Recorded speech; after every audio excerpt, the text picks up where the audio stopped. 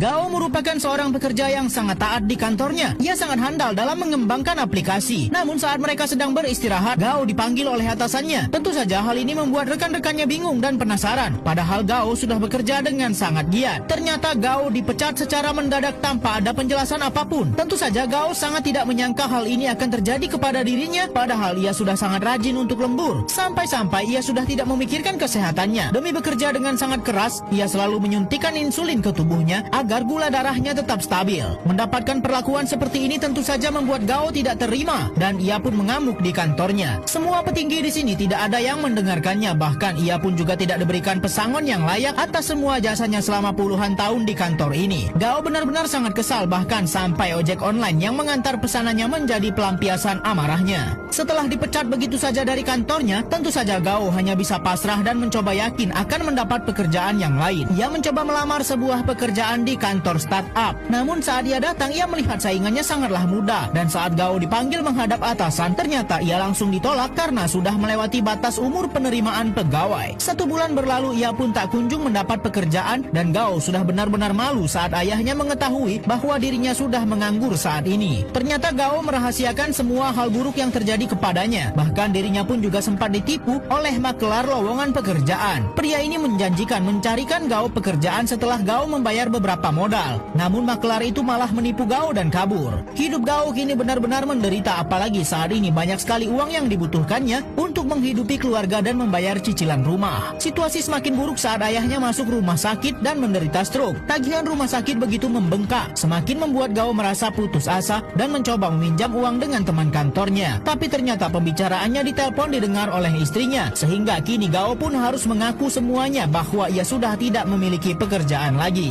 Mereka menghitung semua pengeluaran dan berapa total yang dibutuhkan keluarga ini untuk bertahan hidup dalam 1 bulan. Untunglah istri Gao tidak marah walaupun suaminya sudah merahasiakan kalau dirinya dipecat dan kini mereka pun harus mencari cara untuk mendapatkan uang. Pihak bank pun sudah mulai menagih cicilan rumahnya yang sudah menunggak selama berbulan-bulan. Namun saat sedang sarapan, Gao tidak sengaja mendengar ada seorang ojek online yang mendapat penghasilan cukup besar per bulannya. Ia pun mencoba mencari tahu dan awalnya Gao masih cukup gengsi. Barulah Gao diam-diam datang ke kantor ojek online tempat pemuda yang ia temui tadi bekerja. Awalnya Gao hanya memantau dari jauh dan saat manajer selesai melakukan arahan, barulah Gao mengajak manajer berbicara dan mengatakan ingin bergabung sebagai kurir makanan. Awalnya Gao diabaikan karena manajer tidak butuh kurir tua seperti Gao. Namun untunglah Gao bertemu dengan pemuda yang ia temui saat sedang sarapan tadi dan ternyata pemuda ini merekomendasikan Gao untuk ikut training di perusahaan ini. Manajer pun luluh saat Gao mengatakan kalau ia sangat butuh pekerjaan karena harus menghidupi keluarganya. Akhirnya Gao pun mendapatkan arahan dari anak muda yang menolongnya ini. Di sini Gao harus mengerti bahwa menjadi kurir makanan dan ojek online tidak mudah. Untuk mendapatkan orderan lebih banyak, Gao harus mengantar makanan secepat mungkin. Dan ia pun juga harus menjadi kurir dengan peringkat yang tinggi agar penghasilan lebih besar. Seperti seniornya ini yang selalu mengantar makanan dengan baik. Tapi saat akan mulai pekerjaannya, Gao malah sudah membuat kekacauan karena ia tidak biasa mengendalikan sebuah motor listrik. Ini adalah hari pertamanya bekerja dan Gao mendapat orderan pertamanya. Karena tidak biasa membawa motor, ia pun malah membuat kekacauan di jalanan. Saat sampai ke restorannya, Gao malah kebingungan dan pihak restoran tidak melayaninya sama sekali. Sedangkan waktu Gao untuk menyelesaikan orderan ini semakin tipis. Ternyata Gao harus masuk ke dalam restorannya dan mengambil sendiri pesanannya. Gao harus mengantar makanan ke sebuah apartemen dan lagi-lagi ia mendapat masalah karena kesulitan mencari kamar orang yang memesan makanan itu. Setelah sudah ketemu, Gao malah lupa membawa makanan ke atas. Waktu Gao untuk menyelesaikan orderan pertamanya sangatlah buruk. Bukannya membaik di orderan berikutnya,